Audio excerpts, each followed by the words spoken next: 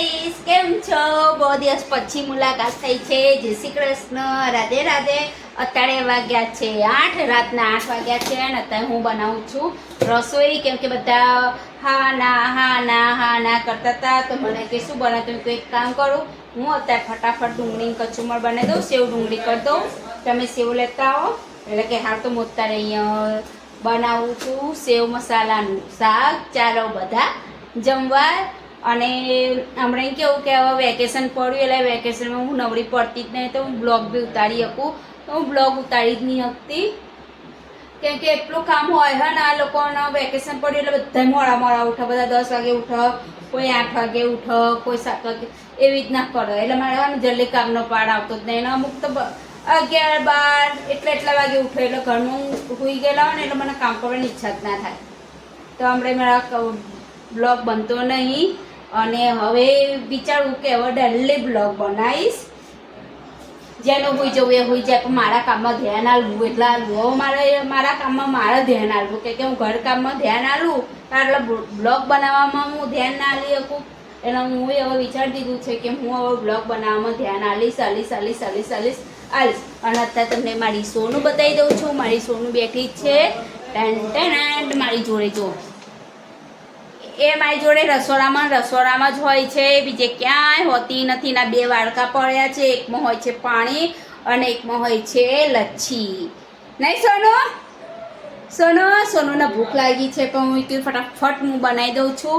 કાંઈ વાંધો નહીં. ચલો બ્લોગમાં બધા જોડેલા રહેજો. મારા બ્લોગ તમને ગમે તો લાઈક સબસ્ક્રાઈબ કરતા રહેજો. થોડું ફટાફટ બોલાઈ ગયું, ઊંધું બોલાઈ ગયું હશે, એના માટે સોરી. મારા બ્લોગમાં જોડેલા રહેજો.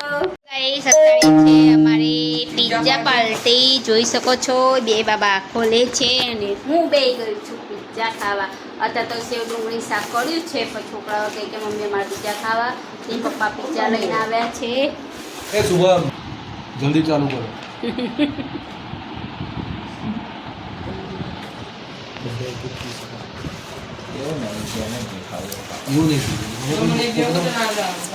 અમારે છે આજે પિઝા પાર્ટી. ચાલો બધા પિઝા ખાવા. શાંતિથી બધા એક પીસ ખાઓ.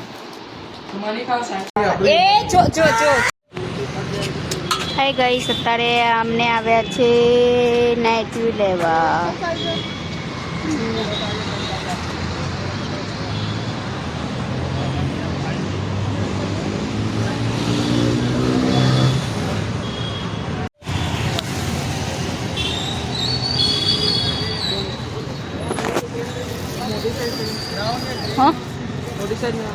મોટી સાઈડ જ લે થોડી.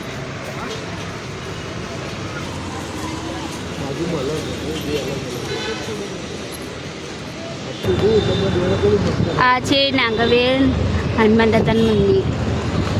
અહીંયા છે હનુમાન દાદાનું મંદિર.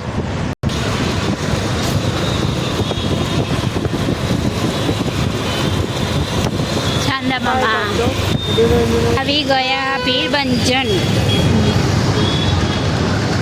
આ છે અમારું પીરબંજન.